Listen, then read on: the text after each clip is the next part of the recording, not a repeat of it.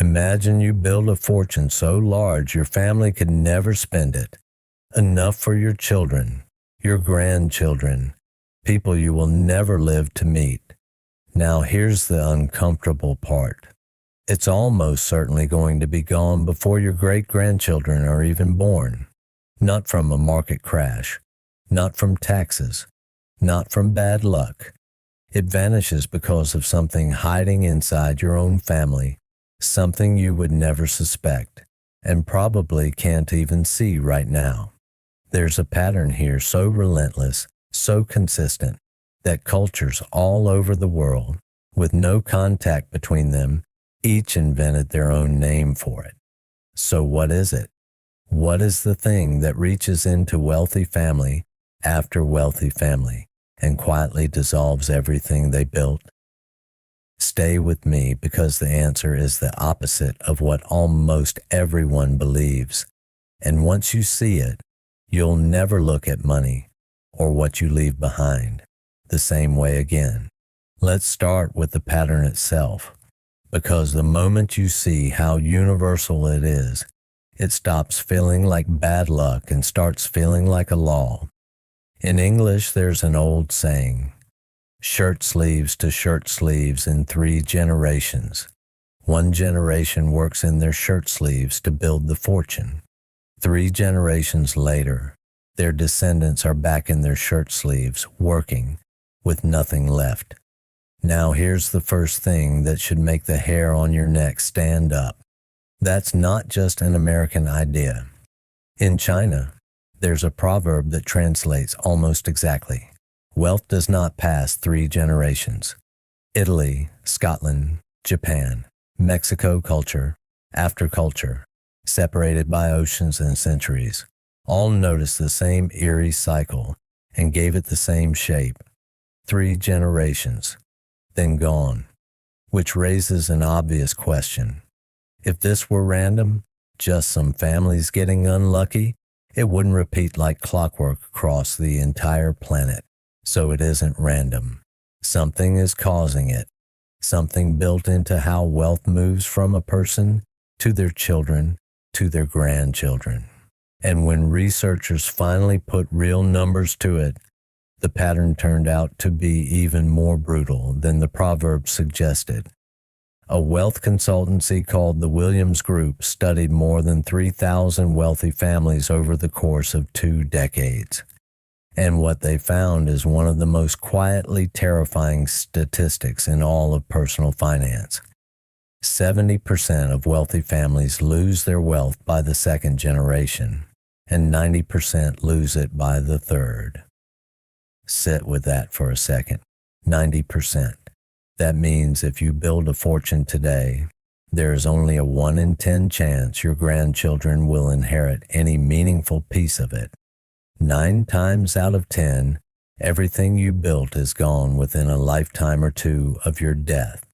So now we arrive at the real question, the one this entire video is here to answer. What is actually killing all this money? And here's where almost everyone gets it wrong. Because if I asked you to guess, you'd probably reach for the obvious villains. Taxes, taking their cut at every handoff. Bad investments, market crashes, lawsuits, reckless spending, reasonable guesses, and almost entirely wrong, because the same research broke down why these fortunes actually fail, and the numbers point somewhere. Almost nobody is looking. The taxes, the lawyers, the bad financial advice, all the things you'd assume were the main culprits. Together, they account for barely 3% of the failures. 3%, which means 97% of the time the money is destroyed by something else entirely, something that has nothing to do with markets or the government. So what is it? What's hiding in that other 97%? The answer is the family itself. 60% of the time the wealth is lost to a breakdown in communication and trust within the family. Another 25% to heirs who were never prepared to handle what they were given. Add those together, And roughly 85% of vanished fortunes are destroyed not by any outside force, but from the inside. The threat was never the market. The threat was the dinner table. But that just deepens the mystery, doesn't it? Because these are wealthy, capable families. The person who built the fortune is usually brilliant, disciplined, relentless. So how do their own children and grandchildren end up dismantling everything? What exactly breaks?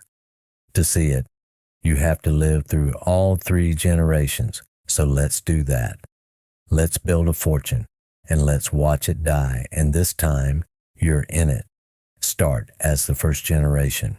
You, the builder. You started with little, and you clawed your way up, and in the process, without even trying, you earned something more valuable than the money. You learned how money actually works. You know the sting of being broke, so you never forget the value of $1. You have the scars, the discipline, the frugal habits burned into you by the struggle itself. You didn't just build a fortune. You became the kind of person who could build a fortune. Remember that difference. It's the whole story. Now you have children, the second generation. And here's the subtle thing. Your kids didn't start with little. They started with you successful, comfortable, providing. They watched you work. They saw the late nights. They remember faintly a time when things were tighter. So they still have some respect for the money, some sense of where it came from. They can usually manage the fortune. Maybe they even grow it. But that hunger you had, the desperate, formative fire of building something from nothing, they never quite feel it. How could they? They never had to. And then comes the third generation, your grandchildren. They were born into it. To them, the wealth isn't an achievement. It isn't even remarkable. It's just the temperature of the room. It's always been there, like air. They never saw the struggle. They never felt the fear.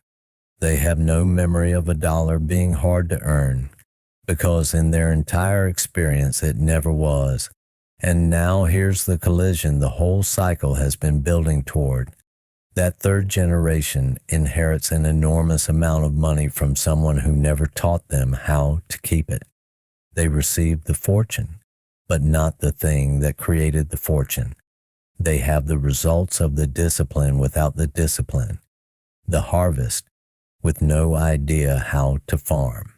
We spent an entire video on this exact idea recently, that wealth was never really about how much you earn, but about whether you ever learn to keep it.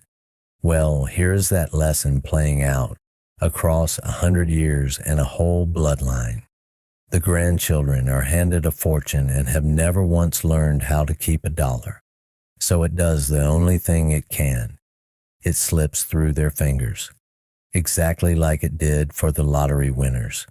Exactly like it did for Mansa Musa, the richest man who ever lived, who gave away so much gold he couldn't fund his own trip home. The amount never protects you. Only the knowledge does. And that's the one thing that didn't get passed down. So that's the engine. That's what's really happening inside that 90%. But before we get to the part that actually matters, how the rare 10% break the cycle, I have to stop and be honest with you, because there's a crack in this story that most videos will never show you. That famous statistic, the 70%, the 90%, you should hold it a little more loosely than the internet wants you to, because it comes from essentially one wealth consultancy's research, and it has been repeated so many times in so many articles that it's now treated as an ironclad law of the universe.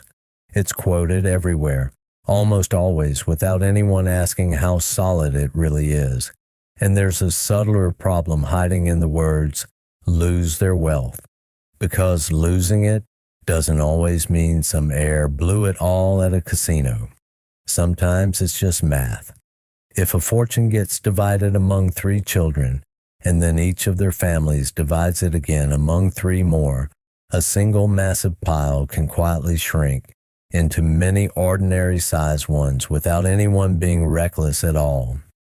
Spreading wealth across a growing family isn't the same thing as squandering it, even though the statistic counts them the same way. So no, not every fortune that disappears was destroyed by a spoiled heir. Some of it simply spread out and thinned and rejoined the ordinary world. But here's why the lesson still stands, even with that grain of salt. Because whether wealth is squandered or merely diluted, the families who actually beat the odds, the 10%, all seem to do the same specific thing. And it has nothing to do with hiring better lawyers or picking better investments. So what do? What does the 10% know that the 90% doesn't? They understand the real secret buried in this entire cycle. The families whose wealth lasts stop obsessing over protecting the money and start obsessing over preparing the people. They do the one thing the failing families never do. They pass down the knowledge before they pass down the fortune. They talk about money openly at the dinner table instead of hiding it. They teach their children how it was built, what it cost, and what it's for. They hand down the values and the skills and the sense of responsibility first, so that by the time the money arrives, it's landing in the hands of someone who was actually built to hold it. They don't just give their heirs a fortune. They try to make their heirs into the kind of people who could have built that fortune themselves, the exact thing the first generation had, and the exact thing that normally dies with them. Because in the end, the money was never the inheritance. The money is just the scoreboard. The real inheritance, the thing that actually lasts or doesn't, is everything that lets a person build wealth and keep it. The habits, the knowledge, the character, the conversations most families are too uncomfortable to have. And this is the part that matters even if you never inherit a dime or have one to pass on. Because you don't need a fortune to give this away. The most valuable thing you could ever leave the people you love was never going to be a number in a bank account. It's teaching them how to think, how to earn, how to keep, and how to pass that on again. Do that, and even a modest amount can grow and survive for generations. Fail to do it, and all the money in the world will still be gone in 90 years because a fortune handed to someone who doesn't understand it isn't a gift. It's a countdown. The richest families in the world figured this out. And the beautiful part is that the actual secret costs nothing, and you can start passing it down tonight. Next time on this channel, we're looking at the other side of that coin, the specific quiet money habits that let ordinary people build the kind of wealth worth passing down in the first place.